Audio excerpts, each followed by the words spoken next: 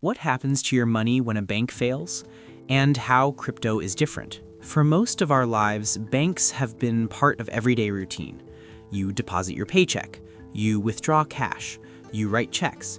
You trust that when you need your money, it will be there. That trust is not accidental.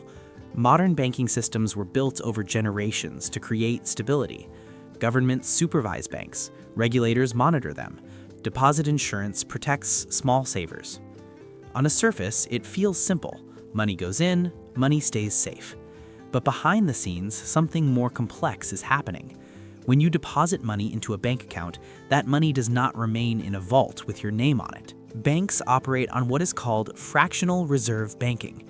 This means they keep a portion of deposits available in cash, but they lend out the rest. Your deposit may help finance someone else's mortgage. It may support a business loan. It may be invested in government bonds. This system is designed to keep money moving through the economy.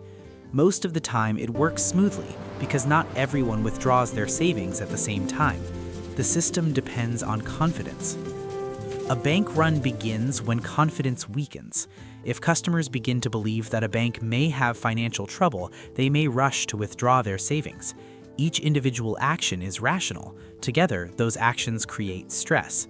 Because banks do not hold all deposits in cash, they cannot instantly return every dollar at once. If withdrawals accelerate, regulators may temporarily close the bank to prevent collapse. Even if deposits are insured, access to funds can be delayed. For retirees relying on monthly withdrawals, even a short interruption can be deeply uncomfortable. Many countries provide deposit insurance. In the United States, deposits are insured up to a specific limit per depositor per bank. Other countries have similar protections. This insurance reduces the risk of permanent loss for most savers. However, two important realities remain.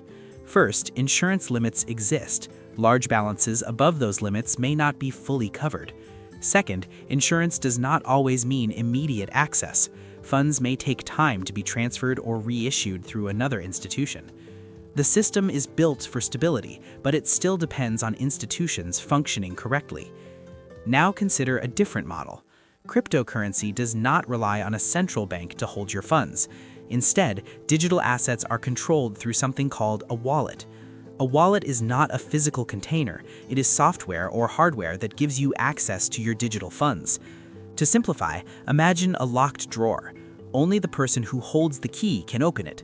In cryptocurrency, that key is called a private key. Whoever holds the private key controls the funds. There is no bank manager, no branch office, no central authority deciding whether withdrawals are allowed. Control is direct. Instead of one bank maintaining private records, cryptocurrency transactions are recorded on a shared ledger known as a blockchain. This ledger is distributed across thousands of computers around the world. When someone sends cryptocurrency, that transaction is verified by independent participants and then recorded permanently. Once confirmed, it becomes extremely difficult to alter. The system replaces institutional trust with mathematical verification. You do not need to trust a bank officer, you trust the network rules. If a bank temporarily closes, access to deposits may pause. If a cryptocurrency network continues functioning, transactions can still occur, even if traditional banks are experiencing stress. However, this independence introduces a different responsibility. If you forget your bank password, there is a support line to call. If you lose your private key, there is no central recovery office. Ownership in cryptocurrency means control, but also personal accountability. Traditional banking concentrates risk within institutions. You rely on regulators, auditors, and insurance programs. Cryptocurrency shifts responsibility towards the individual. You rely on secure storage and careful management of your private keys. Neither system eliminates risk. They distribute it differently. If you're enjoying this video, subscribe so you'll be the first to get a notification the next time we post a video like this. In banking, the system absorbs much of the responsibility. In cryptocurrency, the individual absorbs more of it. Understanding this distinction is essential. For many people over 60, the goal is not speculation, it is preservation. Stability matters more than speed. Clarity matters more than novelty. The relevant question is not whether banks are outdated or whether crypto will replace everything. The question is, where do you feel comfortable placing responsibility? Some people prefer institutional protection with defined limits. Others prefer direct control with careful management.